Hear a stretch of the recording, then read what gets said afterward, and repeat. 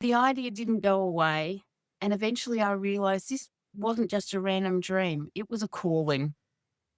Part of me that had been buried under years of self doubt and people pleasing was starting to wake up because since I was a teenager, even, I'd had an awareness of wanting to help people, wanting to help people improve their lives.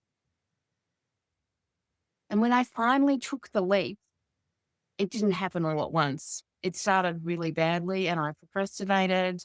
And I procrastinated for years, in fact, before I really started taking off. And it was clumsy and imperfect. And I was full of fear. But it was also the most empowering thing I've ever done when I really started regularly working on the business. And I didn't just start a business as part of it. I was reclaiming my life. I was reclaiming who I really am.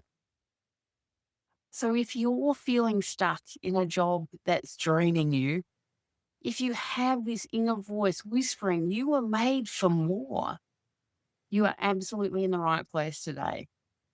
This session isn't about pushing you to quit your job tomorrow. Absolutely not.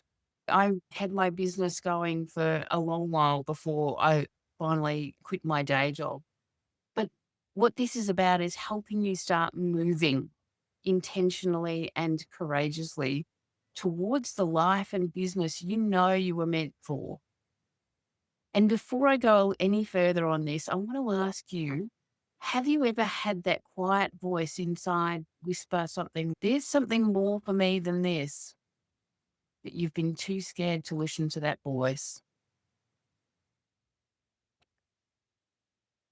So let's keep that voice close as we move through today's talk, because we're not just talking about changing careers, we're talking about changing identities. And that's something that it took me a long time to realize that was actually a crucial part of this. So it's about becoming the woman who no longer waits for permission to live fully.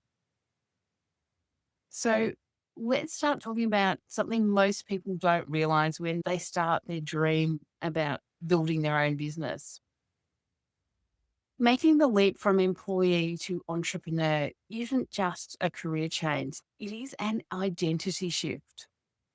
And unless you understand the difference between the employee mindset and the entrepreneur mindset, it's very easy to get stuck and sabotage your own efforts or stay frozen in fear, which is what I was doing for a long time.